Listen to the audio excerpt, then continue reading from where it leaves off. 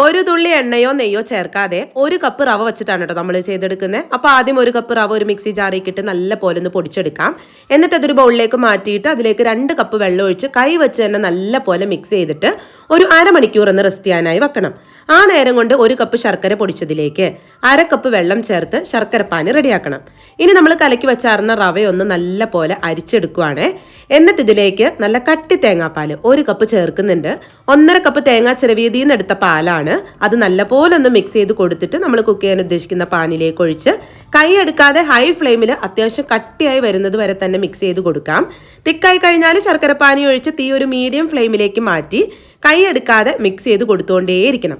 ഇനി നമ്മളിതിലേക്ക് കുറച്ച് അണ്ടിപ്പരിപ്പ് കൃഷി ചെയ്തതും ഒരിത്തിരി ഏലക്കാപ്പൊടി ഇട്ട് നന്നായി മിക്സ് ചെയ്ത് പാനിന്നൊക്കെ വിട്ടു വരുന്ന സ്റ്റേജിൽ ഒരിത്തിരി നെയ്യും തടവി മുകളിൽ ഒരിത്തിരി അണ്ടിപ്പരിപ്പ് ഇട്ട് വെച്ചാറുന്നതിലേക്ക് ഇതങ്ങ് ഇട്ട് കൊടുത്തിട്ട് പ്രസ് ചെയ്ത് ലെവൽ ചെയ്ത് ചൂടാറാനായി മാറ്റി വെക്കാം. ചൂടാറി കഴിയുമ്പോൾ ഡീമോൾഡ് ചെയ്ത് കട്ട് ചെയ്തെടുത്താൽ റവ ബർഫി എന്നോ ഹൽവ എന്നോ ഒക്കെ വിളിക്കാം.